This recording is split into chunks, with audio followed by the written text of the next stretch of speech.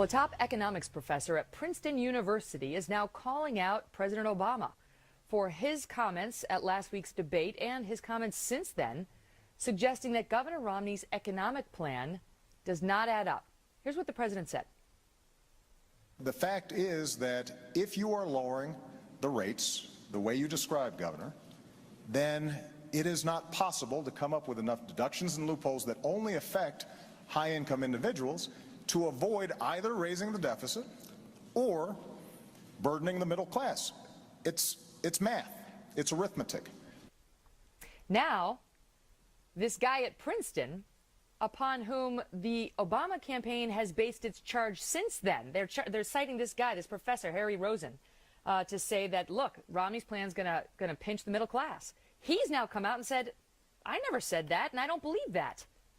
Joining me now, Lou Dobbs, host of Lou Dobbs Tonight on Fox Business Channel, and a syndicated radio host. All right, so it's not often you see a Princeton guy coming out to defend the Republican candidate, but this guy, Professor Rosen, says, I am not saying, and I don't believe that he's going to pinch the middle class. Why? Explain it to us. Well, very simply, Professor Harvey Rosen said straightforwardly that based on the set of assumptions with which he was working, assuming 3% growth as a result of the tax reductions, the reductions in the marginal tax rate, which would be 20% from top to bottom. Romney's going to cut everybody's tax rate 20%. Correct. Middle class, in other words, the bottom at 10% would be cut to 8%, at the top 35% would go to 28%. And he said, what are you talking about?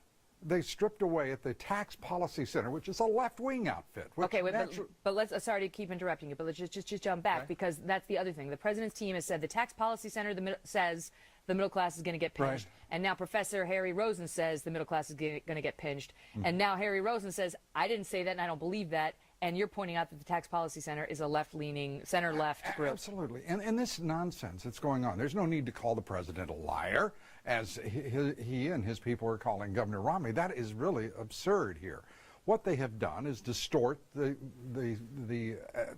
what each of these candidates is advocating has been distorted by both sides on occasion. But what they're doing right now, the Obama campaign, is really beyond the pale.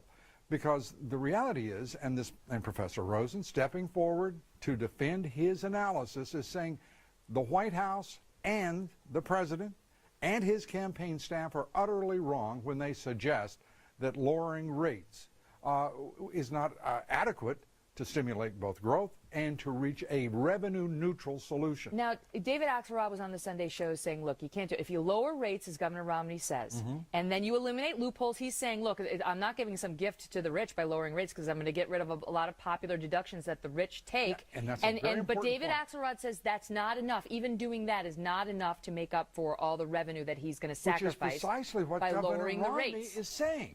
He wants to do something very important, and the national liberal media will not focus on it. He's talking about ending loopholes. He's talking about shutting down these inefficiencies within our tax code, and that's very important. But he's also talking about stimulating growth.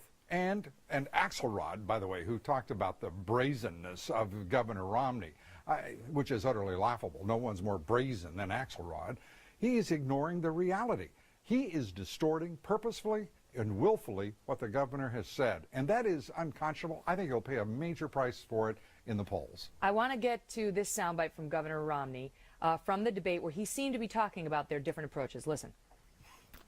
Well, mathematically, there are three ways that you can cut a deficit. One, of course, is to raise taxes. Number two is to cut spending. And number three is to grow the economy.